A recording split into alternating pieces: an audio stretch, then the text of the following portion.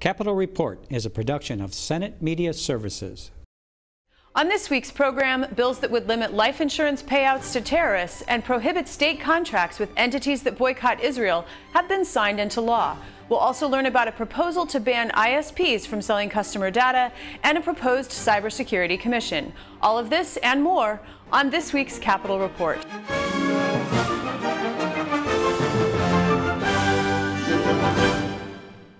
Welcome to this week's program. I'm Shannon Loehrke. Technology has become ubiquitous in daily life, and keeping government databases and technology systems safe from cyber attacks is imperative. Senator Paul Anderson is author of a bill that would create a legislative commission on cybersecurity, and he now joins me in the studio. Welcome. Thanks for having me. Considering the Google attacks last week, the possible international interference in both U.S. and French elections, how important is it that the state proactively work to protect government and citizen information? Well, it's critical. I think you see in the Internet of Things, the world we live in is all driven virtually by technology. And so we have to do everything we can to build those protections on data, on privacy, so we can make sure those things are protected. And with regards to the state, you've got over 5 million citizens.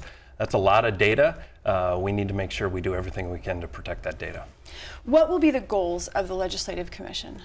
So the Legislative Commission is made up of 4 members from the Senate, 4 members from the House, 2 from the majority, 2 from the minority in both houses.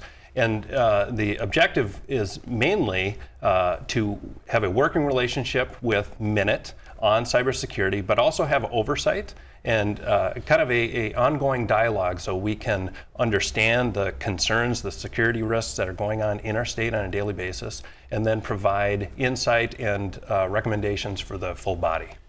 Governor Dayton has proposed $125 million in his budget recommendations for this current budget cycle in cybersecurity infrastructure and to upgrade our antiquated software systems. The Pioneer Press did an article, I think, in March about how antiquated our systems are. How much funding should be directed? Is $125 million a good start? Where are you on the funding part for this current budget cycle? Again, I think we have to listen to Minute. We have to listen to Chris Busey and the experts on this. But we also have to take an approach that the legislature is going to support. That's why, again, this commission, I think, is really important to understand to the depths of what is needed. Chris Busey has said, both in a committee that passed the commission, that he will work with whatever he gets, but we need to make sure the resources are there to protect our data and our information.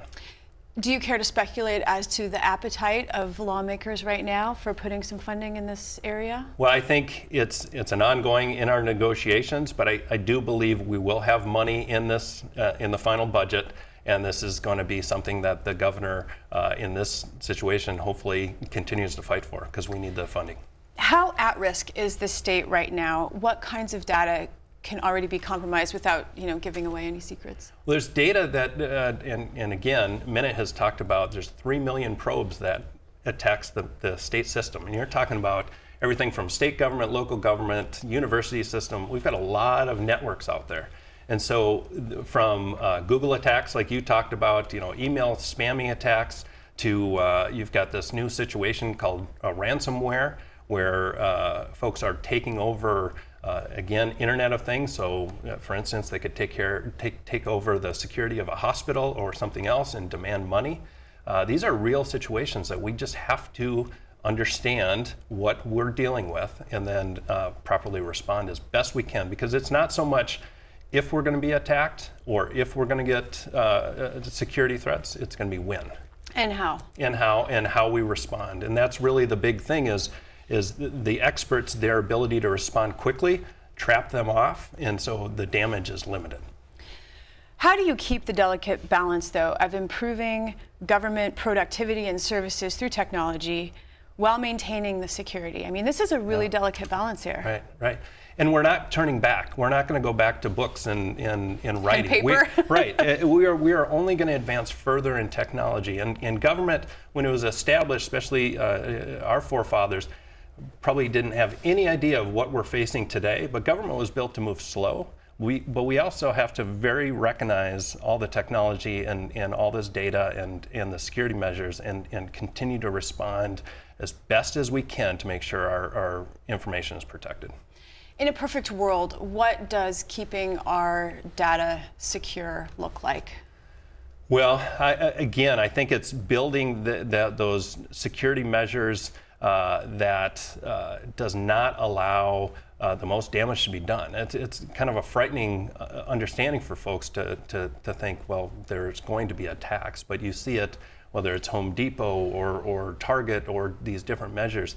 We have a situation here in Minnesota where we have a great staff of people at Minute working on this, but we only have approximately about 50 people in the state of Minnesota working on cybersecurity. And many of them are older. And yes, and in an interesting way, our antiquated system is harder to hack, which is not to justify that we continue down that road, but we've got people that are working on systems from the 70s and 80s that are harder to hack. As we move into a more advanced system, we need to make sure that we have the ability to respond. But again, getting back to about 50 folks in the state government working on cybersecurity, you've got banking institutes like US Bank that have 550 people working on cybersecurity. So we're not going to get to those levels, but we have to make sure we're paying attention to this. This is everything in the Internet of Things in our generation. We have to be responding to this. So where is the bill right now? It passed the Senate. Is it coming up in the House? Will it stand alone? Yeah, we're hopeful it passes out of the House and we can get this to the governor, because the next steps are that we would meet before the 15th of July. I think that's what the appointments would happen by June 1st. We'd have our first meeting. We'd have started right away. And we'd have 2 meetings yet this year, a minimum of 2 meetings, and then 3 meetings going forward. The idea is that this commission would sunset in 10 years, so we'd reevaluate after 10 years, keep going. But this is very important conversation to be had amongst the commission, and then again educating the committee and the full body going forward. Senator Anderson, thanks so much for coming today. Thanks for having me. Wednesday afternoon, 10 student walkers representing Minnesota State universities in Mankato, Moorhead, Bemidji, Winona, and St. Cloud completed a 100-mile, 3.5-day trek to underscore the need for affordable higher education. Lawmakers and others joined the hikers for the final approach. Walking 100 miles, 3.5 days is grueling, it's brutal. I have had to tape blisters, I had to pop blisters, I've had to tape my knees, my ankles, just to keep going. Yesterday I hit a wall, but I knew that I needed to keep going, I needed to get here, walk all 100 miles, and it was totally worth it for the students, the 70,000 students that attend the 7 state universities.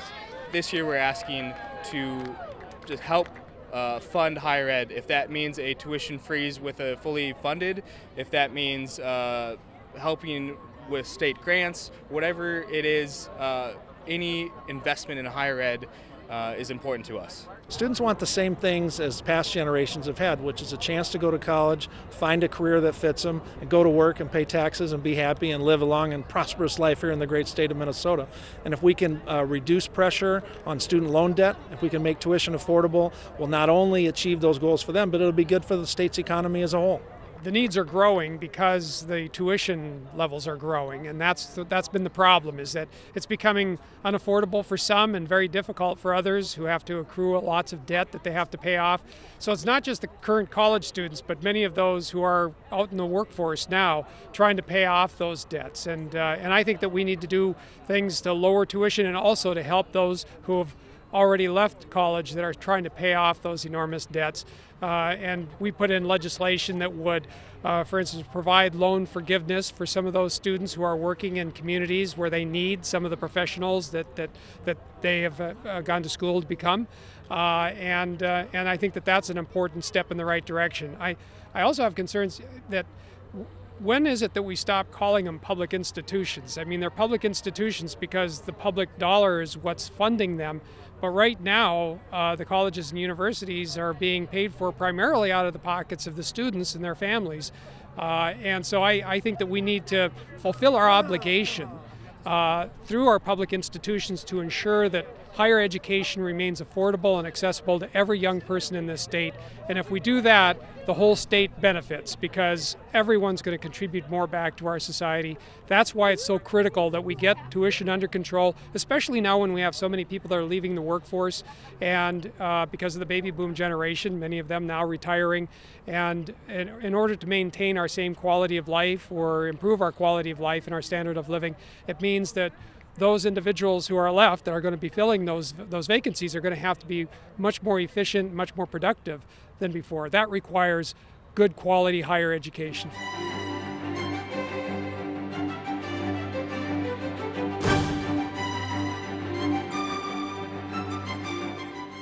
In late March, the U.S. House of Representatives passed a bill that would lift the ban on the sale of customers' browsing history by Internet service providers, or ISPs.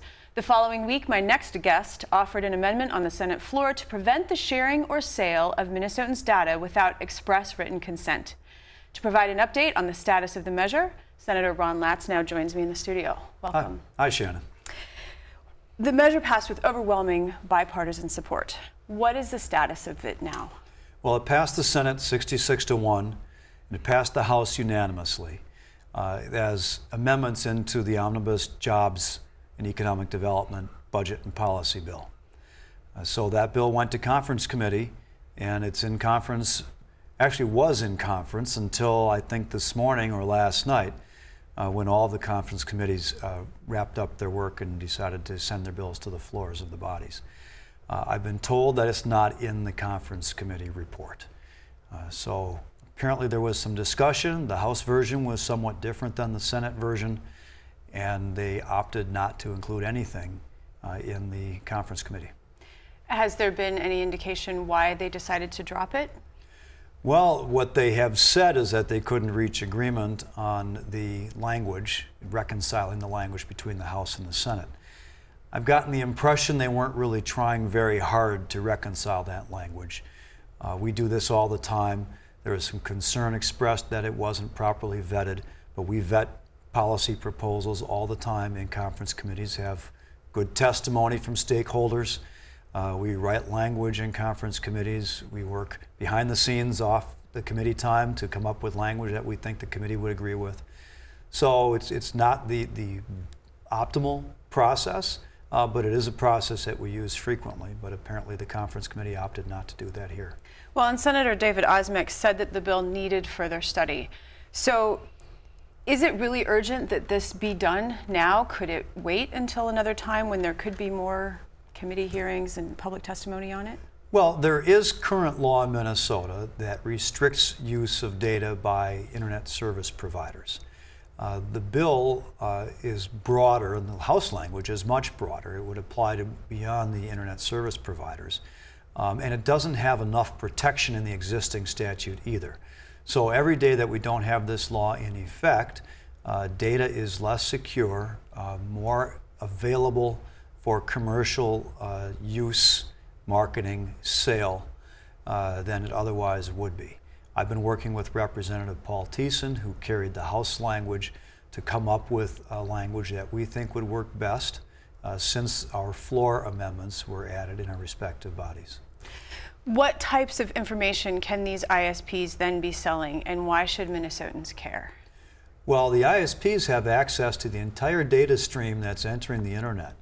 Because they hold the pipeline to our homes and our businesses. So if you go onto Facebook or you go onto Google or use your provider to do a search, any search engine that you choose, every keystroke is recorded electronically and is searchable. Does that include passwords? Well, theoretically it could include passwords, but I don't know how available that stuff is. And there are other protections in law for health data and stuff like that.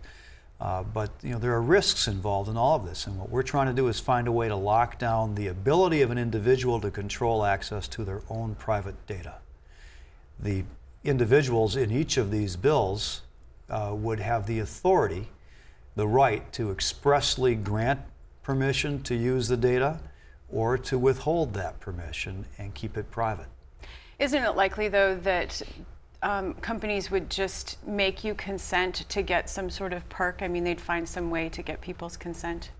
Well, we have language, at least on the Senate side, that would specifically prevent a company from discriminating against a customer on the grounds that they have declined to give the authorization that the company is seeking. So what would you like to see happen? I'd like to see a robust language pass into law this year. The federal law was going to take effect in December, and we didn't think there was any need to act this year because the feds were going to control the marketplace on this. But when they withdrew that regulation, we felt we needed to move quickly to try to protect as much of our rights here in Minnesota as we could. We won't be back in the legislative session again until sometime next spring, February or March probably, and we would again need some time to make something take effect. So if we don't do it this year, there'll probably be at least a 1-year delay before we have the expanded protection of Minnesotans' private data. And if that happens, if nothing is done, is there anything that Minnesotans can do to protect their browsing history and their information from being sold other than opting out of using technology? Well, there are ways for browsers to allow you to go into private browsing. And if you care about that, you could do everything in private browsing. That would be up to you. When you go on to other Facebook sites or Google sites or Yahoo sites or any other websites, usually there's an opportunity to review a user agreement. Maybe if you don't like what's in there, how they intend to use the information they have, you could decline to use those sites or decline to sign on their user agreement.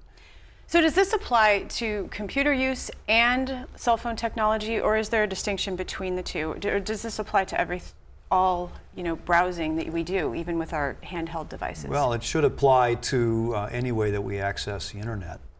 Okay. Well, Senator Latz, I want to thank you very much for your time today. Glad to be here, Shannon. Thank you. Lawmakers called a press conference to introduce the Vivian Act, proposed legislation promoting education, awareness, and early detection of the congenital CMV virus. This legislation was brought forward by Leah Hendrickson and her husband Matt and their daughter Vivian. And this is an excellent idea to raise awareness regarding congenital CMV. Less than 15% of expecting mothers have heard of CMV, yet it's more common than Down syndrome, fetal alcohol syndrome, and neural tube defects combined. So when I was pregnant, I knew it was a great idea to take folic acid. I knew it was a bad idea to drink alcohol. And I knew at being over 35 what my options looked like for Down syndrome testing, but no one mentioned CMV. So CMV for us, for Vivian, it has showed up, and she had a small head size at birth. She did fail her initial hearing test, and it did cause brain damage, which she now has cerebral palsy. And the families behind me, we all have different stories and different journeys with CMV, and we feel that we are just tremendously lucky. We're very lucky. We're lucky because our doctor had heard of CMV. Many have not had that dialogue with their patients. And Vivian was tested for CMV before we ever left the hospital. Cody failed, when he was born, he failed his hearing screen 3 times. They told me, don't worry, he had a C-section, he's just got fluid in his ears. Don't worry, you don't need to rush to audiology, but you'll need to go get it tested at some point. So there for me was another piece where if it had been top of mind for the healthcare providers, maybe things would be different for us and our family. Flash forward now, Cody's 18 months and he's just now sitting on his own. He's got cerebral palsy. He's just about deaf in his left ear. As I've heard from many families over the years, many families that are affected by CMV will tell me the same thing when I meet them for the first time, that I've never heard of this virus before. And so in an era where everybody's heard about Zika virus and the impact that that has on infants and newborns, that's extraordinarily rare still in the United States compared to CMV, where we think 1% of all newborns in the United States every year, up to 40,000 babies a year, are born with this infection.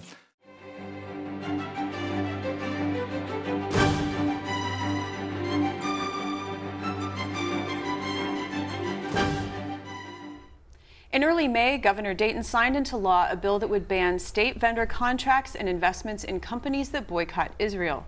He also signed a bill that would limit life insurance payments to beneficiaries of terrorists. The bill's author, Senator Warren Limmer, now joins me in the studio. Welcome.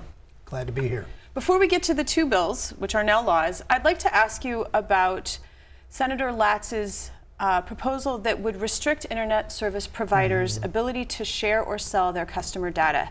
He is also appearing on this program, and I just wanted to know where you stand. Is there urgency to act on this measure? Well, I share Senator Latz's concern about whether or not the information that we provide on an internet communication is shared with other people for probably the motive of profit by corporations or government interest. Whenever I use an internet, I always assume and have from the very beginning that we should have the same amount of privacy as if we were talking on a telephone in our own home to a loved one across town. And I don't think that really is the case. We've seen more and more cases and evidence that what we type into an internet is accumulated, it's sold somewhere, and then we get a ton of advertising coming back to us regarding whatever subject we were talking about or inquiry we made. I think the Minnesota people believe that their information should be private, and it should always be private unless they write a consent to say, yes, you can share that information. Let's turn to the law that deals with Israel boycott prohibitions. Minnesota has joined at least 17 other states now in enacting this kind of law. How did you become aware of this movement? Actually, the Jewish community in the Twin Cities brought this to my attention. They are reacting to an international movement that's beginning to take root in the United States called the BDS movement against the State of Israel. This movement, or the BDS, means boycott, divest, and sanction the State of Israel wherever possible. And what they try to do, what the real goal of that movement is by those who do not want the State of Israel to exist, they want to go after their financial means to make money internationally by shared contracts and vendor relationships. Minnesota has an $89 million trading agreement with the State of Israel. It's very profitable for both countries, and yet at the same time, we, in the form of this bill, are designing an anti-discrimination effort. That if you are a vendor in the state of Minnesota contracting with our state government, if you are planning on or if you act on discriminating against the State of Israel or those who trade with the State of Israel or the Jewish people, that vending contract can be considered null and void, and we will not, as a state government, have a business relationship with that particular vendor. Now, some believe or argue that boycotts are a peaceful means of protest and a tool for changing behavior. So proponents of BDS are comparing their efforts to the anti-apartheid movement in South Africa. They're pushing for a two-state solution. By enacting this law, is the state supporting Israel over Palestine? Well, first, this bill does not get into any sanction of a two-state solution. It doesn't go that far. It doesn't go in the form of a one-state solution. It only defines the business relationship we have with a particular vendor, and only if that vendor has been found discriminatory by the legislature against the State of Israel or a vending relationship with the state and a business in the State of Israel. It has nothing to do with anything else. And we have actually encouraged freedom of speech in that bill. We've emphasized that this is not contrary in any way. You could have a vendor who has an opinion, who wants to lawfully express that opinion. If they choose to be against the State of Israel, that in itself is not a discriminatory act. It's when you practice a boycott or a sanction or a divestment of money from the State of Israel, then it would start to get closer to that relationship of illegal activity. Let's turn now to the bill that would prevent life insurance companies from having to pay out beyond what the individual paid in when that person dies committing a terrorist act. This, I believe, comes from the San Bernardino terrorist act. Right. How did you get the idea to put this in statute? Well, actually, the insurance industry came to us and reflected on the San Bernardino shooting, where 2 individuals decided to shoot up a government building. They killed, I think, 14 people. But prior to that, close to 2 years earlier, and it was proven that they were planning this attack for quite some time, even beyond 2 years back. But they loaded up their life insurance, and then their families received a tremendous benefit in the event of their death that had occurred as a result of a terror-driven attack by them that they initiated. We began to think about that a little closer.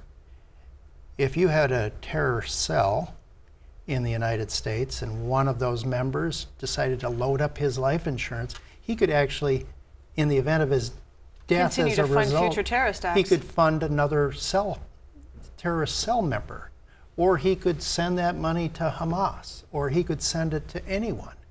And we decided as a legislature that it's taking advantage of the life insurance industry, and it's a means to finance even more terror in the United States.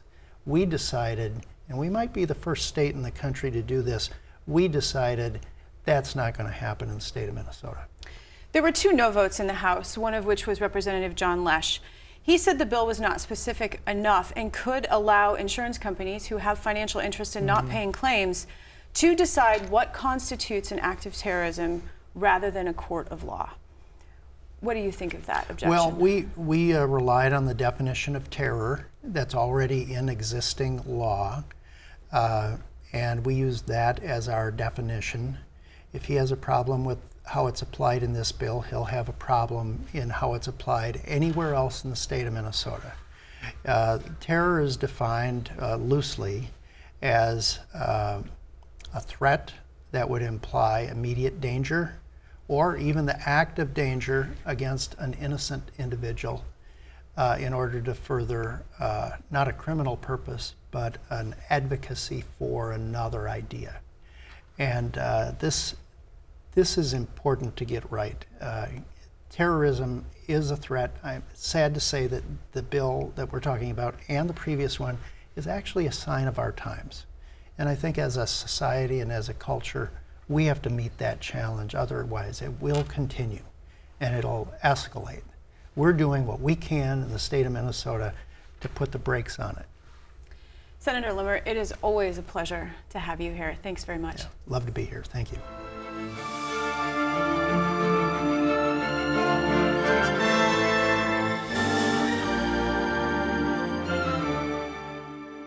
Join us again next week as we delve into more topics affecting Minnesotans. I'm Shannon Loehrke, and on behalf of all of us at Senate Media Services, thanks for watching.